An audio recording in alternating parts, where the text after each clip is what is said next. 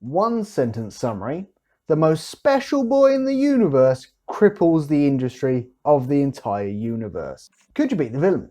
I suppose the Baron is the main villain here, but everyone's kind of awful. So could I beat the Baron? Yes, I could. It's a space bureaucracy. Complain to his boss. His boss is the Emperor. The Emperor's taking orders from someone else.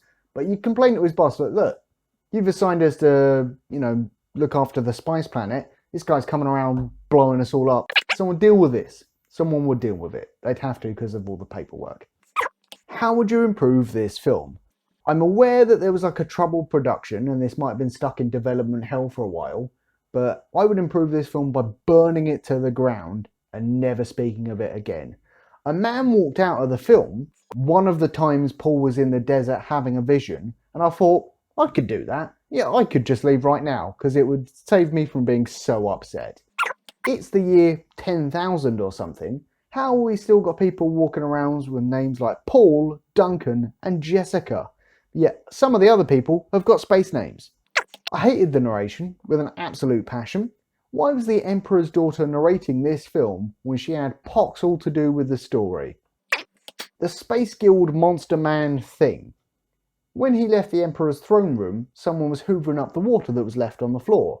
But he did a piss poor job of it and didn't hoover up all the water. He was making a token effort. Rubbish. Why are there candles in the Emperor's throne room? This is supposed to be set in the future. Have some electric lights. Why are the characters using knives? Like just regular old blades. It's the future. They've got laser guns. Why are they also using swords? Don't understand. Why is there so much wood in the Atreides gaff? Why do Paul and his dad have completely different accents? Why are the Atreides people dressed like it's the late 1800s? And why are their soldiers dressed like Nazis?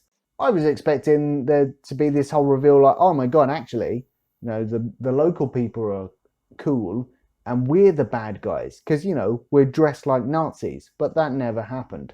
I know special effects weren't as advanced back then as they are now, but the force field thing was terrible. Couldn't even see what the actors were doing, so I wasn't really sure what was supposed to be going on.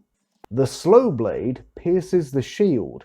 That feels like it was foreshadowing for some slow war of attrition type thing that was going on that is never mentioned again, so wasn't foreshadowing. Whoever it was, the guy on the planet, is like, Paul, you've worn one of these suits before. And he's like, no, felt like the right way to wear them. We don't see the difference between how he's wearing it the correct way and how the other people who have never worn them before are wearing him to make him look special. They're just a suit that seems to zip up. It didn't even have the nose plug in. The doctor guy had to do that for him. Speaking of those suits, if they are designed to protect people from the harsh environment of the desert, why don't they have a hat or something to cover your face? This film spits in the face of the idea of subtext. We hear half the character's inner thoughts, and there is no need for it. If you want Paul to show that he is suspicious, you have an actor. Get the actor to act. Don't just have them stare blankly and go, I am suspicious of this man. That's not acting, alright? That's rubbish. The occasions where Paul shouts into the sky, Father! Reminded me of the IT crowd. Like, I know they were going for like a Shakespeare in space kind of vibe with this, but you don't have to overact in every single scene. Why was the Duke allowed to walk around the facility with no protection when someone has just tried to kill his son? Seems like the security don't care. What was the point of the Freeman housekeeper lady warning them about a traitor when she didn't know who the traitor was, didn't give them any clues, and then died minutes later? The film really started to piss me off when Al from Quantum Leap is a doctor and he's trusted, and he finds a hidden message in the corpse of one of these people, and he's all like, a hidden message from my evil employer, the Baron, who I'm going to betray this lot for. The Duke guy's like, oh my god, you've betrayed us. And it's like, he steps out in the shadows or whatever. We know. We know because we heard his thoughts minutes ago. So, shut up, film.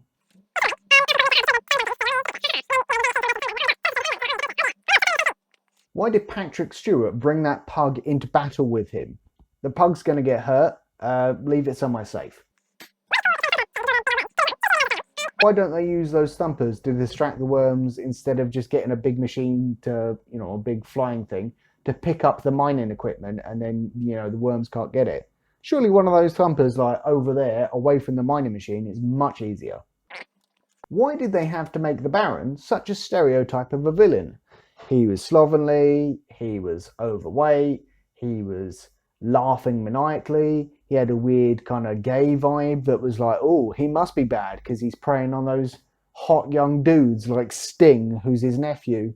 Don't like it, right? Try and be a little bit subtle. Also, stop doing all the cliches. Freeman people, they're like, oh my god, Paul and Paul's mum, teach us to fight like you.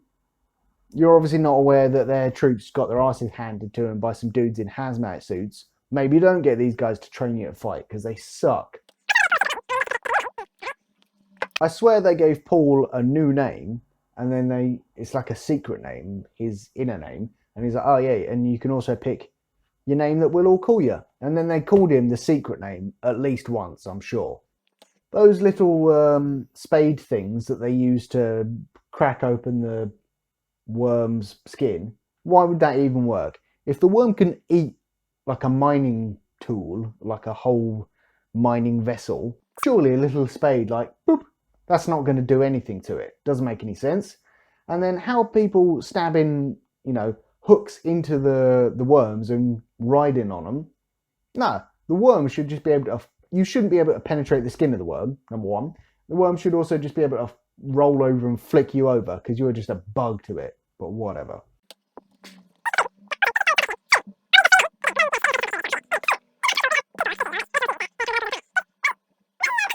Freeman, more of the really, really subtle elements of this film, but they seem to have weapons that blow up the mining equipment with one shot. So if they wanted to rebel and kind of take back their planet, why weren't they doing that before? Or are they saying that Paul has somehow built these sound guns that his people had and also built these rocket launchery things? Also, Freeman, is it a title or is it a species or a race? I don't really know, because like Paul, he's a privileged boy and he rocks up and he's like, yeah, we're Freeman, we're all cool, we have a saying. Is he like doing a massive amount of cultural appropriation? Because it feels like he is. What was the point of the love interest woman? She had about 2 lines. If she was not in the film, it would have been exactly the same. And what god were they talking about? Was it Christian god? Was it space god? Don't know. They repeat a shot of a worm from when Paul is learning about them on his space computer back on his home planet. And then later in the film, we see one of the worms doing that exact same thing. So, bull honky. Rating out of 5 beers. I liked that Al from Quantum Leap betrayed his team so he could get a shot at killing the Baron. But it feels like you could have let some other people in on your plan and didn't have to, kill them all. And walk without rhythm, you won't attract the worm. Didn't know that line from that song. It was from the film Dune, but it is. Having said all that, 5 beers out of 5. It's put me off seeing the new one. It really has. Yeah.